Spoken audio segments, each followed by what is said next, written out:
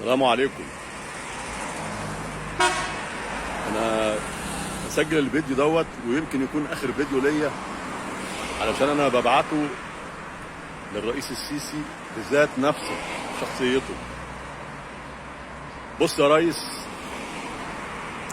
انا واحد من الناس اللي نزلوا انتخبوك في اول ولايه لحضرتك، وكنت بدافع عنك باستماته. ولما حد بيجي بيتكلم اقول لهم ده العنايه الالهيه اللي بعتت لنا الريس دوت علشان يخلصنا من الاخوان المسلمين وقرفهم، وكنا هنبقى زي السودان وغيرها.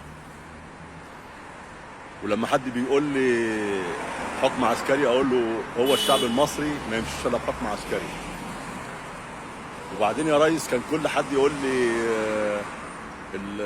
الاسعار والحاجه بتغلى، ارد عليهم اقول لهم هو انت لما بتزرع شجره بتاكل منها تاني يوم ولا بتستنى عليها اقل حاجه سنه او سنتين على ما تاكل الثمار؟ دلوقتي يا ريس انت خذلتنا. اول ما طلعت قلت انتوا ناسين ان انتوا نور عينينا ولا ايه؟ ونزلنا فوضناك لما قلت الارهاب المحتمل، وقعدت الفتره الاولانيه بتجهز للبناء وبتحارب الارهاب، وكنا واقفين في ظهرك، وانت قلت انا من غيركم ما اعرفش اعمل حاجه، وانتوا سندي وانتوا ظهري، وكنا في ظهرك في كل لحظه. وبعد كده طلبت مننا نصبر عليك في البدايه سنتين، وقلت كمان سنه، طب 6 اشهر، شويه بس شويه بس، والناس لازم اغنيها علشان تقدر تعيش. وانت قلت بعضم استثنائك يا ريس اقل اسره عايزه تعيش لازم يكون مرتبها مش اقل من 10000 جنيه. انا واحد من الناس يا ريس وزي ملايين المرتب بتاعه معاش 2100 جنيه.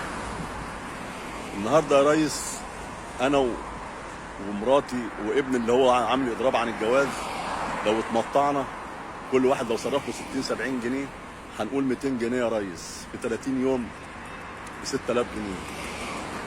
اجيب انا منين 6000 جنيه يا ريس؟ يا ريس انت اول ما مسكت مصر كان كيلو الرز ب 3 جنيه ونص، وكنا لو زاد 50 قرش نقول ده غلي والحياه بقت كوع. انا حلفت بالطلاق يا ريس ان ما هدخل لحمه بيتي علشان بقت 250 و 300 جنيه، وحلفت بالطلاق ان انا هدخل سمك بيتي. ولما حضرتك قلت الحاجه اللي تغلى ما تشتريهاش، طب يا ريس كل حاجه دلوقتي غليت، هناخد محلول بدراعاتنا هيغلوا المحاليل علينا يا ريس. يا ريس انت واضح ان المستشارين اللي حواليك بيقبضوا من غير ما تستشيرهم. المستشارين اللي حواليك يا ريس المفروض ان هم بيدلوك على الطريق الصحيح، لانك انت يا ريس كدبت علينا ولا لبستنا في الحيط. يا ريس مفيش حد بيسمع كلامك وبيصدقه دلوقتي عشان انت كدبت علينا، ومفيش رئيس بيفهم في كل حاجه. اما المستشارين اللي بيقبضوا بالملايين دول يا ريس لازمتهم ايه؟ يا ريس اقسم لك بالله العلي العظيم انا اكلت من الزباله يا ريس.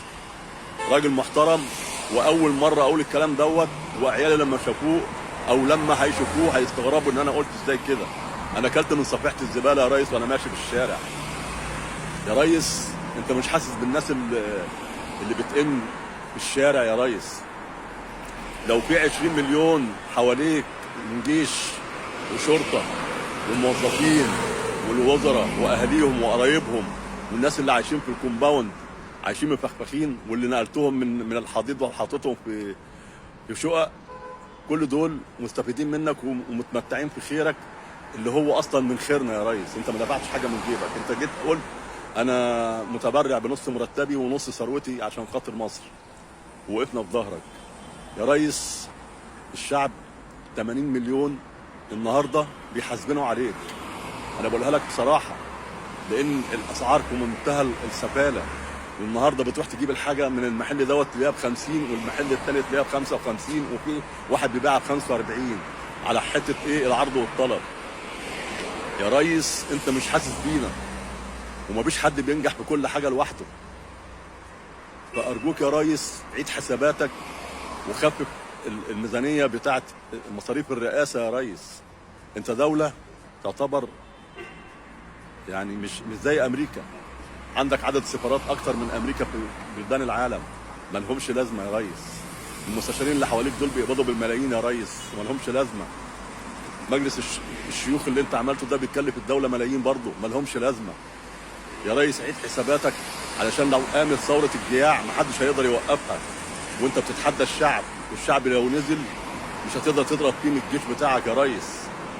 انا واحد كنت بحبك ولسه في شويه من الحب ده ناحيتك يا ريس، لان عارف ان الحمل تقيل عليك.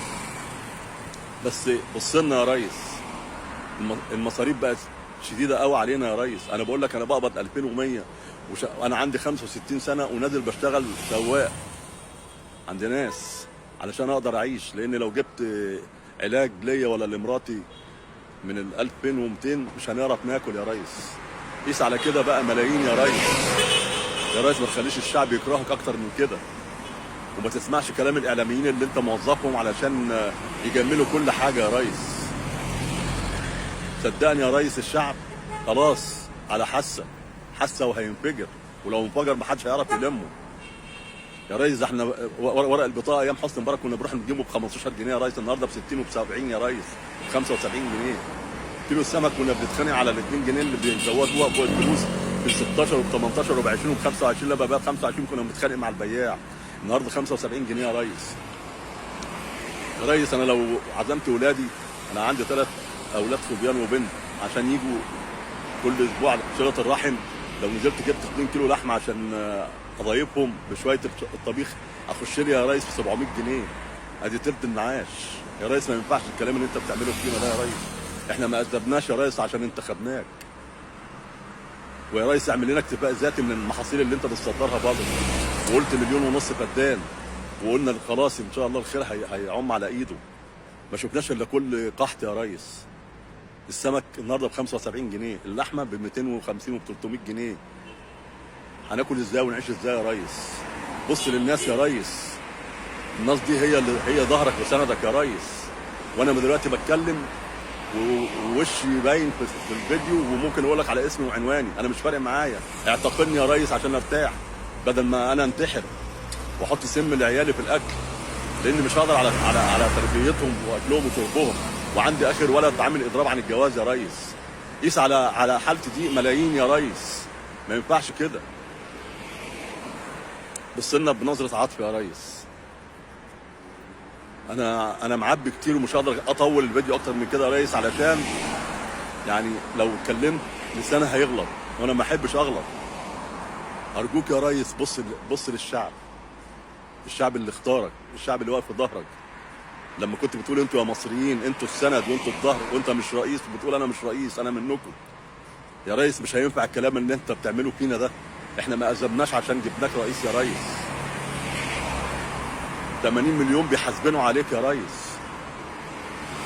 ده كلام انا بقوله لك لمصلحتك، والمستشارين اللي حواليك بيضيعوك. يا رب صوتي يوصل لك يا ريس. سلام عليكم.